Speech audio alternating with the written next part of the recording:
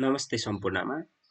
अस्ति मैले यो फाइल फेसबुकमा पोस्ट गर्दाखेरि विभिन्न ठाउँबाट विभिन्न सर म्यामहरूले त्यो फाइल कसरी बुझाउने, विद्यार्थीलाई अलिक बुझाउन सकिएन भन्ने कुरा आएको छ। त्यसको लागि मैले सबैभन्दा पहिला यो फाइलको बारेमा भनेर यो फाइल के को लागि हो, मेन के कामका लागि हामीले विद्यार्थीलाई बुझाउन सकिन्छ, सिम्पल कुनै पनि मेटेरियलको रूपमा प्रयोग गर्न सकिन्छ भन्ने कुरालाई मात्रै फोकस गर्नेछु। जहाँ चाहिँ पहिला फाइलको बारेमा, यो फाइलमा भएका कुन कुन टुल्सहरू युज गर्न मिल्ने, कुन कुन टुल्सहरूलाई के गर्न मिल्छ भन्ने कुरालाई फोकस गर्नेछु। यहाँ ड्र्याग देख्नुहुन्छ, ड्र्याग भनेको चाहिँ यसको यसरी थिचेर यसरी कुदाउनु भयो भने जुन ठाउँमा आफूलाई राख्न पनि सकिन्छ। यसले के गरिन्छ भने लेखेको कुरा नछेकियोस् भनेर अथवा यो पिक्चरलाई प्रिन्ट भ्यू गरेर हेर्दाखेरि नछेकियोस् भनेर ड्र्याग गर्ने अप्सन बनाएको हो। यो स्टार्ट फ्लाइट भन्ने बित्तिकै तपाईँले यहाँदेखि प्लेन उडेको देख्नुहुन्छ। यसले प्लेन उड्ने काम गर्छ र यसले यो बटमको काम भनेको चाहिँ यहाँ उडिसकेका प्लेनलाई फेरि ब्याक गरेर ल्याउने कुरा गर्छ। र यो भ्यू, क्यामेरा भ्यू भन्छ, यो ट्र्याक गरेर अलिकति दिन्छ। क्यामेरा कन्ट्रोल भनेको चाहिँ यसमा गएर यसरी टच गर्नुभयो भने यसले चाहिँ कन्ट्रोल गर्ने काम गर्छ। र यो एक्टिभ टुल भनेको छ, यो टुलले चाहिँ लेख्न मिल्छ, यसरी सजिलोसँग लेख्न मिल्छ। जहाँ चाहिँ यो इरेज गर्न पनि मिल्छ, यसले इरेज पनि गर्न मिल्छ। र यहाँदेखि विभिन्न कलरहरू तपाईँहरूले कुन कलरमा यो फाइलमा सुटेबल छ त्यसको लागि तपाईँहरूले लेख्न सक्नुहुन्छ। यसले पेनको कत्रो फन्ट साइज बनाउने हो भनेर यसरी लेख्न सकिन्छ। यहाँदेखि सिम्पल छ। यो टुलको काम बुझिसक्नुभयो तपाईँहरूले। यही तपाईँहरूले देख्नुभएको छ यहाँ फङ्सनका विभिन्न क्यामेरा भ्यू, प्रिभियस, नेक्स्ट भनेको छ। नेक्स्ट गर्ने बित्तिकै यहाँ माथि तीनवटा अप्सन देख्नुहुन्छ। यहाँ यो अगाडिको अप्सनले नेक्स्ट गर्ने बित्तिकै यो आउँछ, नेक्स्ट गर्ने बित्तिकै यो आउँछ। तपाईँहरूले यहाँ माथि साउन्ड पनि देखाएको छ। साउन्ड चाहिँ प्लेन उड्दाखेरि कस्तो साउन्ड आओस् भन्ने कुरालाई खोजेको हो, तर यहाँ साउन्ड चाहिँ हालिदिएको छैन। अब तपाईँले यहाँबाट अब विद्यार्थीहरूलाई यो फाइल चाहिँ कसरी बुझाउने हेर्नुहोस् है। सबभन्दा फर्स्टमा हामीले थाहा पाउनु पर्ने कुरो के छ भने सुरुमा हामीलाई म्यापिङका कुराहरू सिकाइसके पछाडि विद्यार्थीहरूलाई हामी फङ्सन भनेको के हो भनेर यहीँदेखि बुझाउन सकिन्छ। फङ्सनको बारेमा तपाईँले यसमै लेख्दै बुझाउन पनि सक्नुहुन्छ। फङ्सन भनेको के हो भन्दै हामी बुझाउन सक्छौँ। यसलाई विभिन्न तरिकाले हामी डोमेन, रेन्ज, इमेज भन्ने कुराहरू बुझाइसके पछाडि हामीले यो फाइल खास गरी विशेष गरी टाइप्स अफ फङ्सनको लागि बनाएको हो।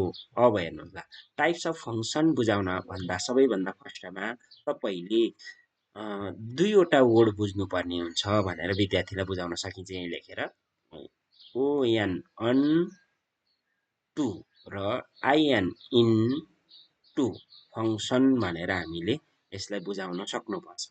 त्यसको लागि सबभन्दा पहिले एउटा म सिम्पल ए र बीमा बलुन डायग्रामबाट तपाईँहरूलाई यो बुझाउन खोज्छु।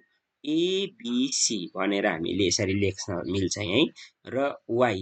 अब यो ए चाहिँ योसँग म्यापिङ गराइयो र यो बी चाहिँ वाइसँग म्यापिङ गराइयो, तर यो सीको अप्सन छैन।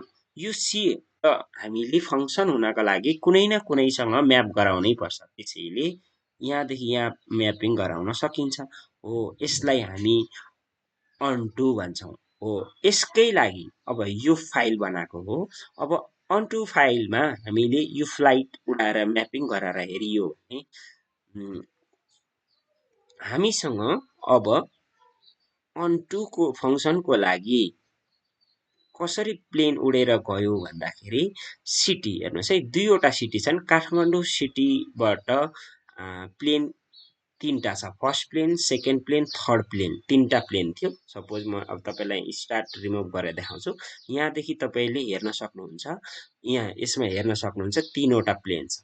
हो, यो तीनवटा प्लेनलाई अब अनटु कसरी हुन्छ भनेर हामी बुझाउन खोज्नुपर्छ। त्यसको लागि काठमाडौँबाट तीनवटा प्लेन 1 2 3 प्लेन चाहिँ कसरी म्याप भइरहेको छ नि त भनेर हामीले स्टार्ट फ्लाइट गरेर देखाउँ। पोखरामा फर्स्ट फ्लाइट गएछ, पोखरा सेकेन्ड पनि पोखरामै गयो। त्यसो भए यसलाई हामी यसरी म्यापिङ गर्नुपर्ने हुन्छ। र विराटनगरमा चाहिँ प्लेन 3 चाहिँ विराटनगरमा गयो। त्यसो भए यस्तो खालको म्यापिङलाई हामी अन्टु म्यापिङ भन्छौँ। र इन्टुको कन्सेप्टमा अब हेर्नुहोस् है, इन्टु भन्ने बित्तिकै यहाँ विद्यार्थीले तपाईँले यहाँदेखि भ्यू गरेर देखाउनुहुन्छ।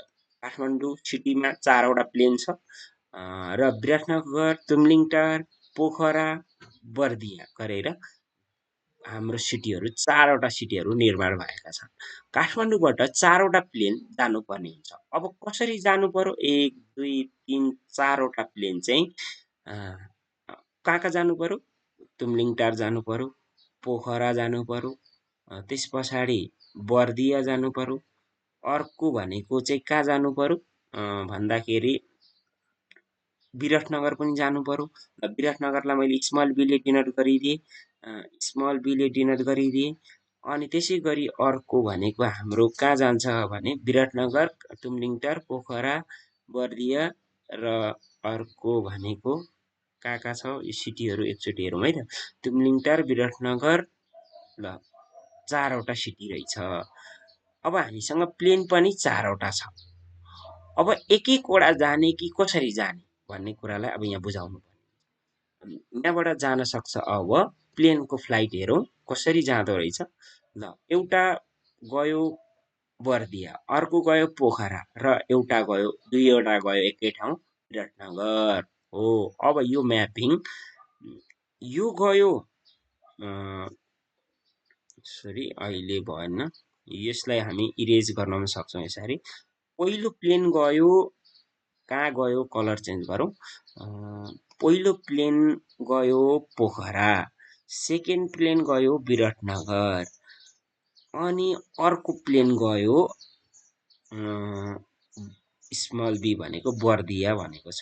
यहाँदेखि अब तपाईँहरूले हेर्नुहोस् है, यहाँदेखि एउटा कुरा के खाली रह्यो। अब दुईवटा प्लेन चाहिँ कहाँनिर बसेको छ भनेर हेर्दा विराटनगरमा बसेको छ। हो, यो प्लेन अर्को प्लेन त यो 4 नम्बर प्लेन त फेरि विराटनगरै गएछ भने खाली बस्यो। यो खाली बस्न पनि पाउँदो रहेछ। यसमा खाली पनि हुँदो रहेछ। यो कोडोमेनमा खाली पनि हुँदो रहेछ, डोमेनमा खाली हुनु भएन भन्ने कुराहरू यहाँदेखि विद्यार्थीहरूलाई यसरी बुझाउन हामीले सक्छौँ। अन्टु फङ्सन भनेको के रहेछ भन्ने कुरा, इन्टु फङ्सन भनेको के रहेछ, अन्टु फङ्सन भनेको के रहेछ भनेर बुझाउन सक्छौँ। तब बुझाइसके पछाडि यसबाटै अब 1 1 अन्टु बुझाउन सकिन्छ। 1 1 अन्टु भनेको चाहिँ कस्तो? यहाँदेखि देख्न सक्नुहुन्छ 1 1 अन्टु भनेको चाहिँ यो क्यामेरा भ्यू गरेर देखाउँ। काठमाडौँबाट जाने प्लेनहरू अब सबैमा एसोसिएट गरेको हुनु पर्यो वा परेन भन्ने कुरालाई तपाईँले बुझ्नुहुन्छ। अन्टुको मिनिङ सबैमा एसोसिएट हुनु पर्यो भनेको मतलब अब फ्लाइट स्टार्ट गरेर हेरौँ। यहाँदेखि सबैमा जान सक्छ त यो प्लेन? 3टा प्लेन सबैमा आफ्नो सिटीहरूमा गए, 3वटैमा गए नि, विराटनगर, पोखरा, तुमलिङटारमै एक एकवटा छ। यसरी बुझाउन सकिन्छ। विद्यार्थीहरूलाई अझै तपाईँले कसरी बुझाउनुहुन्छ, यसलाई कसरी चलाउने, यही सबै कुराहरू लेखेरै बुझाउन मिल्ने फाइल भएकोले तपाईँहरूलाई यो फाइल मैले बनाएको हो। तपाईँहरूले यो फाइललाई युट्युबको डिस्क्रिप्सनमा तपाईँहरूले पाउन सक्नुहुन्छ। त्यो फाइल तपाईँहरूले यो फाइलसँगै तपाईँहरूलाई यो नोट पनि उपलब्ध छ। यो दुईटै नोटहरू हेरेर तपाईँहरूले यो फाइल कसरी चलाउने, विद्यार्थीलाई कसरी बुझाउने भन्ने कुरालाई तपाईँहरूले मजाले युज गर्न सक्नुहुन्छ। हस्त, धन्यवाद।